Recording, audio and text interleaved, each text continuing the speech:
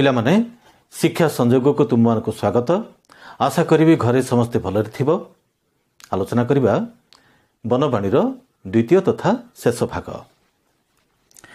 भारतर काव्य पुराण नाटक आदि रे अरण्यर गौरव विशेष भाव में प्रकटित होइअछि। अभिज्ञान शाकुंतलम कुमार संभवम उत्तर रामचरित प्रभृति उत्कृष्ट और सुंदर साहित्य रे वन प्रदेशर जे चित्र करा जाई अछि एवं सेठारे घटना सकलर जेपरि सन्निवेश करा जाई अछि ताहा होई नथिले सेथिरे कविंकर पूर्ण प्राणता प्रकाश पाइथंता कि ना संदेह।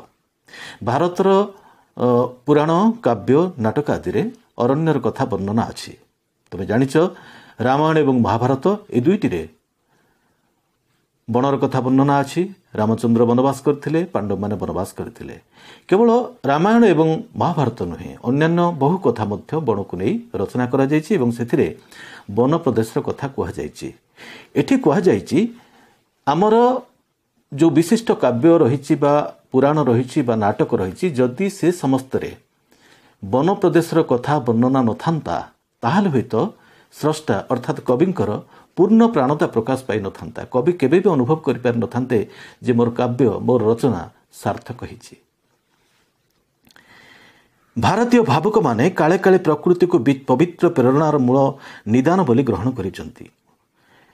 प्रकृति सेमानक निकटरे निर्जीव जड़ नुहे ताहा एक महाशक्ति। भारतर भाविक माने दार्शनिक माने लेखक माने बा कवि माने सेमाने सबु बेले अनुभव करिसंती कोन जे प्रकृति सेमानक पई गोटी प्रेरणार मूल निदान मूल उत्स।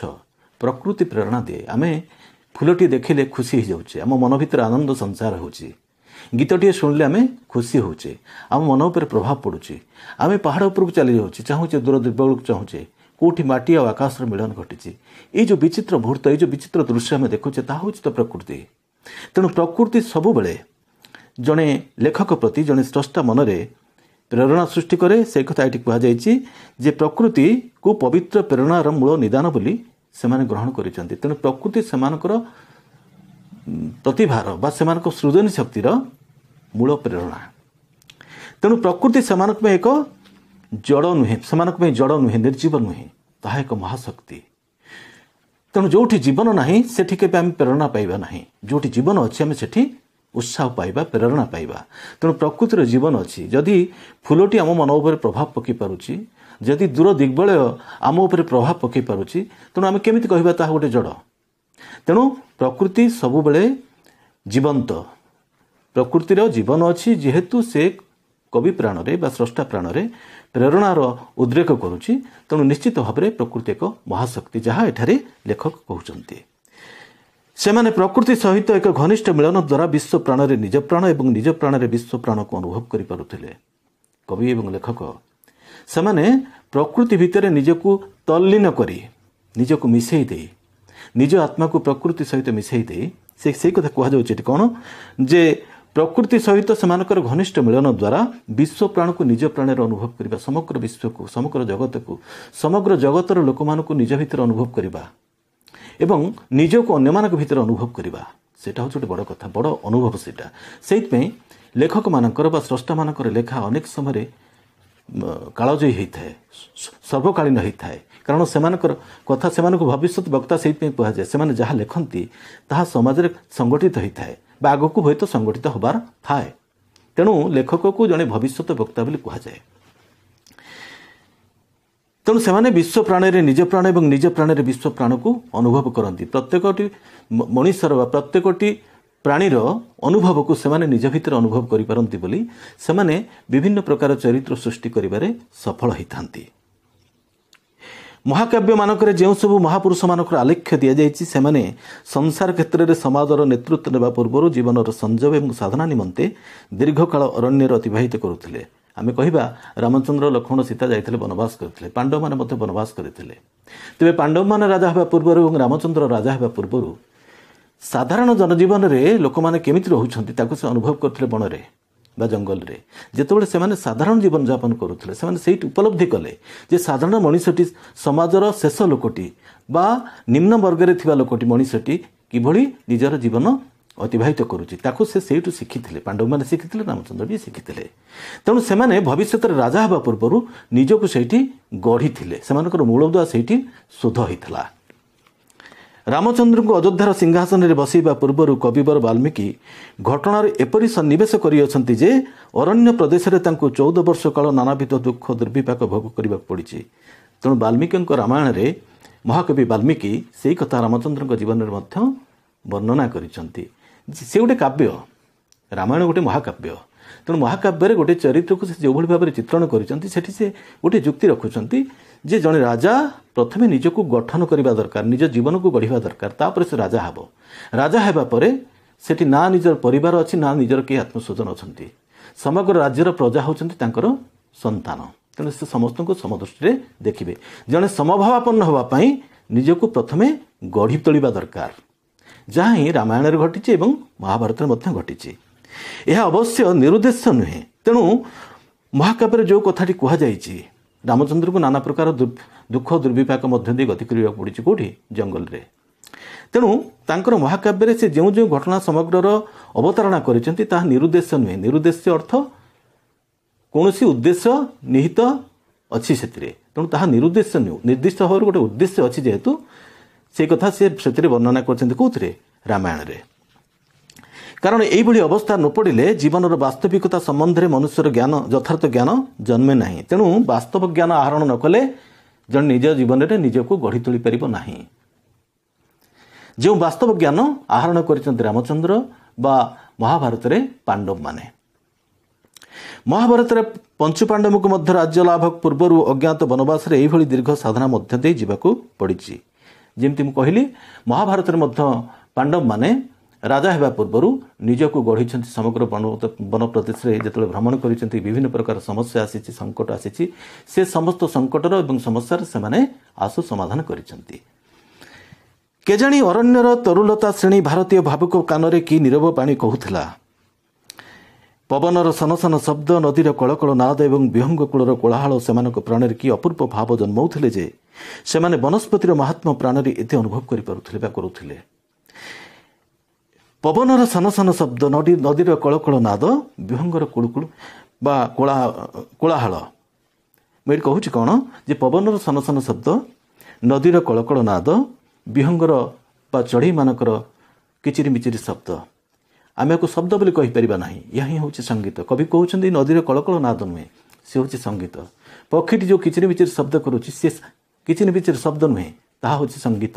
ଏବଂ ନଦୀର କଳକଳ ନାଦ, ପବନର ସନସନ ଶବ୍ଦ, ସେଥିରେ ପବନର ସନସନ ଶବ୍ଦ ଅଛନ୍ତି, ବଂଶୀ ବାହୁଛି କି, ଜଣେ କେହି ବଂଶୀ ବଜାଉଛି କି। ଆମେ ଏହାକୁ କଳ୍ପନା କରୁଛେ, ଏହାକୁ ଅନୁଭବ କରୁଛୁ କି କବି। କବି ଯେତେବେଳେ ପ୍ରଥମେ ତାକୁ ଅନୁଭବ କରୁଛେ, ତାପରେ ସେ ତାର କବିତାରେ ତାକୁ ସେ ଲେଖୁଛି ଏବଂ କବିତାଟି ପଢ଼ିଲା ବେଳେ ଆମେ ଅନୁଭବ କରୁଛୁ ଯେମିତି ସତରେ ପବନ ନୁହେଁ ସତ, ସେ ଯେମିତି ବଂଶୀର ସ୍ୱନ ବା ପକ୍ଷୀର କଳକଳ ନାଦ ନୁହେଁ, ସେ ଯେମିତି ପକ୍ଷୀର ସଙ୍ଗୀତ।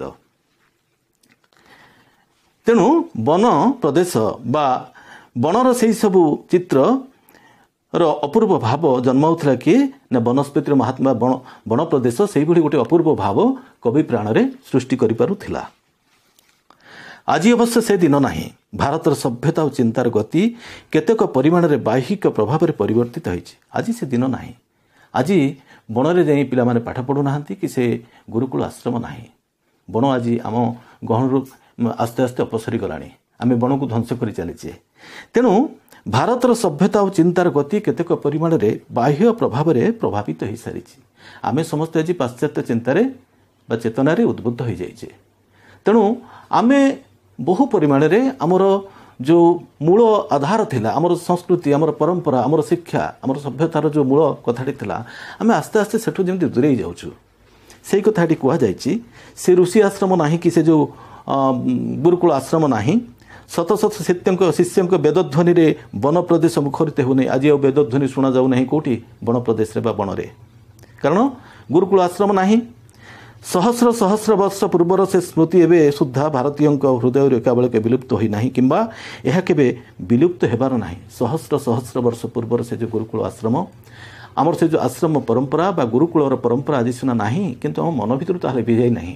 से परंपरा आमर से सभ्यता सहित आमर समाज जीवन सहित ता जड़ित आम जदिव ताठ दूरे जाइए आस्ते आस्ते दूरे जाऊँ किंतु आम चेतना भितर ता दूरे जाई ना एवं आम अनुभव करुचु आधुनिक समय आज अनुभव करुचु गुरुकुलर प्रभाव केमती थिला गुरुकुलर महिमा कौन थिला तार महात्म्य कौन थिला तार गुरुत्व कौन थिला आम अनुभव करुचे बनवाणी ही भारतर बाणी यह ही ए देश सभ्यतार विशेषत्व भारतीय सभ्यतार विशेषत्व होची बण बण भितर आम सभ्यता गढ़ी उठीला बण भितर ही प्रकृत में आम सभ्यतार ओंकार शुणा जाइथिला वेदध्वनि सेउठु शुणा जाइथिला तेणु भारतीय सभ्यतार विशेषत्व रही कौटी ना बणरे कौन विशेषत्व लोप पाइबा अर्थ से देश बा जातिर विलय जदि आमर संस्कृति आमर परंपरा जदि विलय घटिला जदि नष्ट हो गला ताले आम सभ्यता ध्वंस हो आम सभ्यतार मूल आधार होची आम संस्कृति आमर परंपरा आमर वैदिक संस्कृति परंपरा बा आमर प्राचीन संस्कृति बा परंपरा ही होची आमर प्रकृत परिचय बा असल परिचय तेणु जो दिन आम परिचय निजर हजेबा से दिन आम सभ्यतार विलय घटिबो आम मानकर अन्यान्य लुप्त प्राय जातीय विशेषत्व परी ए विशेषत्व आड़कू क्रमे चिंता फेरी आसी अछि एवं एहार पुनरुद्धार आशा अनेकों हृदय रे वर्तमान जागिछि आम मानकर अन्यान्य लुप्त प्राय जातीय विशेषत्व आमर जो जो परंपरा संस्कृति जो जो कथा सब आमर आस्ते आस्ते विलय घटुची बा एपरी विशेषत्व पर विशेषत्व आड़क आम क्रमश चिंता फेरी आमर आमर जो जो घटना गुड़िक विलय घटुची जो संस्कृति जो परंपरार आज विलय घटी आमर चेतना आमर मन मध्य सियाड़क आस्ते आस्ते एबे अग्रसर होउची आमे मने पकाउची आमर ऐतिह्य एमिति थिला आमर परंपरा एमिति थिला आमर संस्कृति एमिति थिला आमे से कथा मने पकाइबो बेसी चिंता आमे बेसी एणिकी चिंता करूछु कहीं ना आमे आज अनुभव करूनु विश्वर उष्मायन बढ़ी कारण जंगल ध्वंस होईची तेणु आज जलवायु परिवर्तन होती विभिन्न प्रकार समस्या और संकट दी आम आज गति करुचे जेहेतु आम से आज मन पकाचे आम गुरुकुल आश्रम आम बण आम सभ्यता आम संस्कृति आमको कौटी कौटी पहुँचे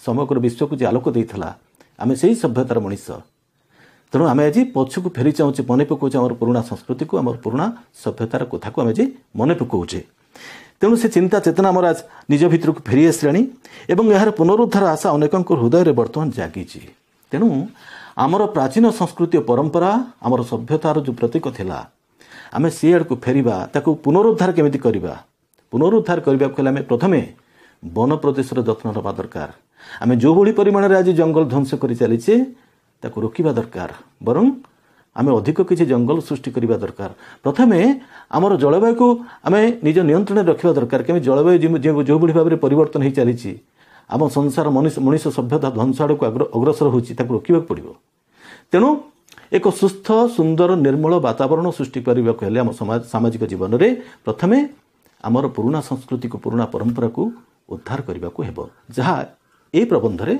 लेखक महाशय कहिसंती पिलामाने बनवाणी प्रबंधटी एटी शेष करुछि आशा करी तुम माने भलरे थिबो रहुछि।